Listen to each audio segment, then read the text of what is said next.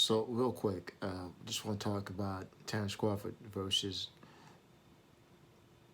the great Kell. This is a hard one. I think this one, it can only go two ways. Okay, maybe even three ways. Someone gets caught early, and it's an early night, or it can be a classic where we see classic Kell book versus a dog Terrence Crawford. But either way, I think this is one of the most interesting bouts because I think a lot of people are sleeping on Kell Brook for one, and a lot of people are downing Terrence Crawford's resume, who happens to be a hell of a fighter.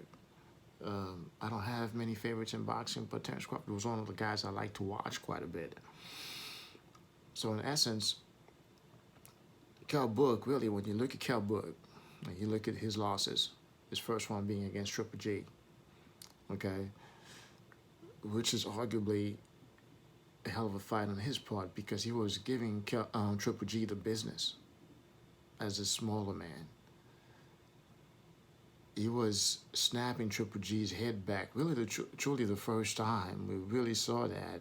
We saw that against Canelo, but Kell Brook was a guy, you know, giving the business in that fight until he got caught, he got hurt,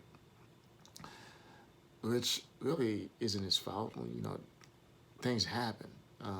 You can get hurt in boxing. Some things you can fight through. That one was just something you cannot fight through. And again, against Errol Spence, arguably late in the fight, some could say it was a real close fight.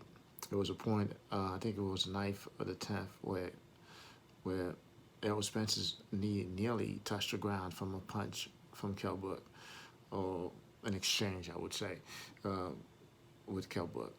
So he's lost some fights due to some, what's the word I'm looking for? Some really strange things that happened to him in the ring. But you can't argue that he's a hell of a fighter. You really can't argue that.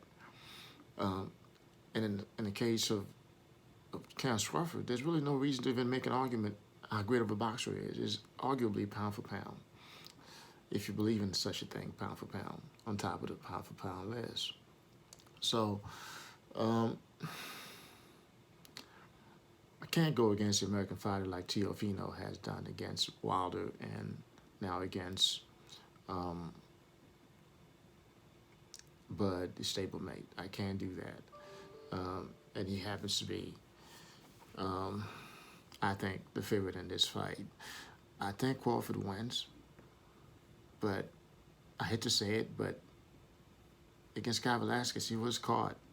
And depending on the type of fight he fights, if I believe him to be the dog that he is, I have, you know, you saw what he did to put Guy Velasquez out of the ring. He put his mouth off and just walked him down.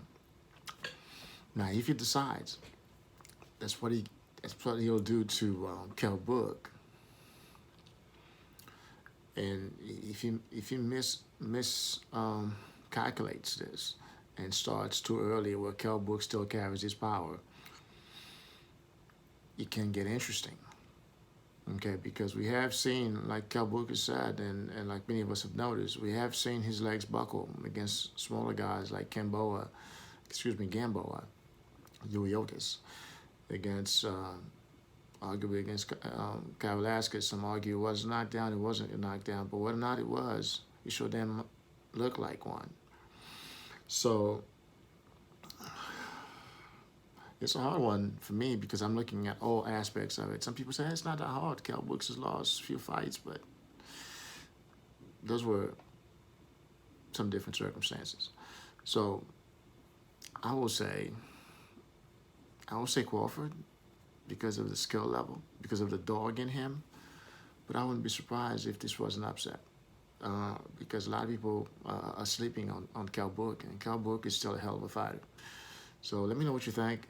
Drop a comment or so below, and let me know what your thoughts are on the fight. I'm interested to know. I'm interested to know what your thoughts are on this particular fight. I think it's a boxing fan's fight.